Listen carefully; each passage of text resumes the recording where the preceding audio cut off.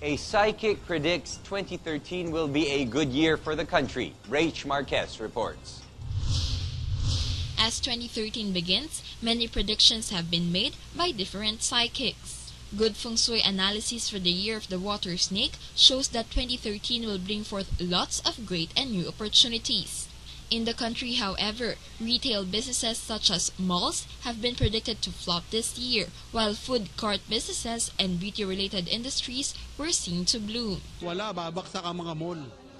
Babaksak ang malalaking mall.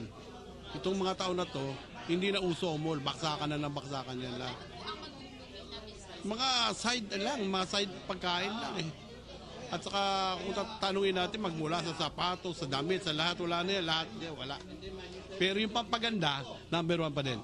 In politics, on the other hand, President Benigno Aquino III was advised to be extra vigilant as forces have been predicted to oust him from his position.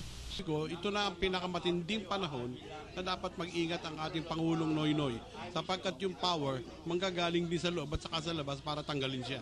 Atienza also noted that a former president of the country might pass away this year. Yung dating isang presidente, ex-president, possible na mawala itong taon na to. Dead. In general, the psychic noted that though the Philippines might face a lot of challenges along the way, 2013 will still be a good year for the country. Ito na pinakamagandang panahon para gumanda ang bansa. Sapagkat yung 2013, 14, 15, sabi ko nga, yan na maganda. For GNN, Rach Marquez, News Force. President Aquino appoints a new officials to government posts. The newly appointed officials are Rodolfo de Ocampo as Public Works and Highway Undersecretary, Felix Oca as POEA Board Member, Eulogio Castillo, Maria Lourdes, Virgilio Yuson, Oliver Batulid, and Julius Kianglet. Also appointed by the President was Tomasito Villarin as Undersecretary for Political Affairs, who is another Akbayan member. Malacanang has defended before the Court of Appeals the legality of its order suspending Cebu Governor Gwendolyn Garcia. Precious Aquino filed this report. Malacanang has defended before the Court of Appeals the legality of its order suspending Cebu Governor Gwendolyn Garcia for 6 months over the complaint of the late Vice Governor Gregorio Sanchez Jr. in 2010. That's after the Court of Appeals did not issue a temporary restraining order on the said case. In a 29-page opposition, Solicitor General Francis Jardileza said the Office of the President and the Department of the Interior and Local Government did not violate any law in issuing and serving the suspension order last month. In line with this, the Court of Appeals also set the oral arguments on January 10, 2013 to determine whether or not to grant the petition for the issuance of a TRO against the suspension of Garcia. Garcia was suspended for 6 months without pay based on the complaint filed by the late Cebu Vice Governor Gregorio Sanchez Jr. in 2010, accusing her of usurpation of authority. For GNN, Precious Aquino, News Force. The Communist Party of the Philippines decided to extend its ceasefire declaration until January 15. Precious Aquino back with this report. The Communist Party of the Philippines, or CPP, decided to extend its ceasefire declaration until January 15 after the Philippine government has announced of honoring the suspension of military and police operation up to the same date. With the extension of the truce, the CPP Central Committee advised all commands and units of the New People's Army, the leftist group's armed wing, and the People's Militias that the end of the ceasefire declared on December 20, 2012 has been re-extended. According to the CPP, the declaration was issued upon the recommendation of the National Democratic Front of the Philippines, or NDFP, the political wing of the CPP and NPA. This developed being belatedly informed of formal order by President Benigno Aquino III extending the suspension of offensive military and police operations, further adding that the re-extension of the ceasefire order may help in advancing peace progress. The group earlier said that it was a one-sided move withdrawing from the joint ceasefire for failure of the Philippine government to comply with the agreement last December 17 and 18 to extend its own truce order to January 15. Furthermore, CPP, NPA, and NDFP has been waging war against the government for over 4 decades.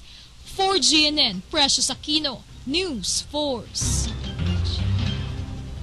Meantime, the Brunei Ministry of Foreign Affairs and Trade has pledged to help resolve the West Philippine Sea dispute in the next Association of Southeast Asian Nations, or ASEAN. According to Brunei officials, their top agenda for the next summit is the resolution of the territorial dispute in the West Philippine Sea. They added its country is set to pursue and conduct among claimant countries in the contested sea. It can be noted Brunei is one of the claimant countries which will also host the ASEAN Summit meeting this year.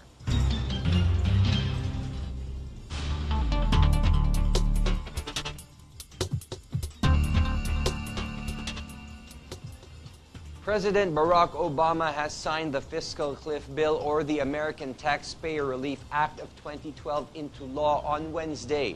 The new law aims to raise taxes on United States households earning above $450,000 and delay spending decisions for 2 months. Officials added Obama, who is currently on his vacation in Hawaii, signed the measure through AutoPen. The United States, or U.S. Immigration Enforcement Agency, announced Thursday that about 245 child porn suspects, mostly operating in the U.S., have been arrested through an international police operation. According to Immigration and Customs Enforcement Director John Morton, 3 of the suspects were arrested in 6 more countries. Meanwhile, 123 children has been rescued, mostly in the United States. 70 of the rescued children were girls and 53 were boys. He added 45 of the children were under 12 years old, while 5 were under 3 years old.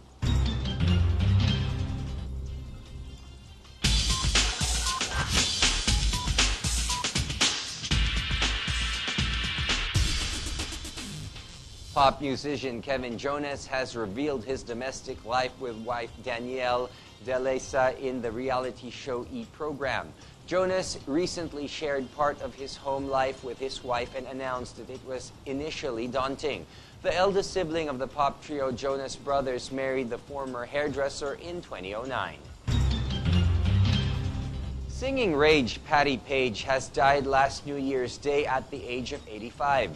Page was the top-selling female singer in 1950s with more than 100 million records sold. Her best-selling song, Tennessee Waltz, has remained one of the 2 songs officially adopted by the state of Tennessee. And here's a recap of today's headlines. Here are the headlines on News Force. Malacanang vows to defend RH law. Solon assails RH sued. Government concedes to cybercrime law's unconstitutionality, says lawyer. Palace vows no compromise over Marcos's ill-gotten wealth. Accomplice in Cavite shooting surrenders to PNP. Smartmatic gets contract to supply CF cards for 2013 polls. International operations arrested more than 200 child porn suspects. And Kevin Jonas reveals life with wife Danielle in reality show. Fair and balanced news. Comprehensive reports that take you to the heart of the action. This is News Force. So for your comments, feedbacks, or videos you want to share with us, email us at info@gntv-asia.com. We are your voice for change. Our anchors and reporters will keep on bringing you updates and the latest stories. Fair and balanced news, comprehensive reports that take you to the heart of the action. You are tuned into Channel 8 on your Global Destiny cable and on GSAT Channel 1. Carried by 300 cable television operators and broadcasted via UHF stations nationwide. We are your global news network committed to nation building.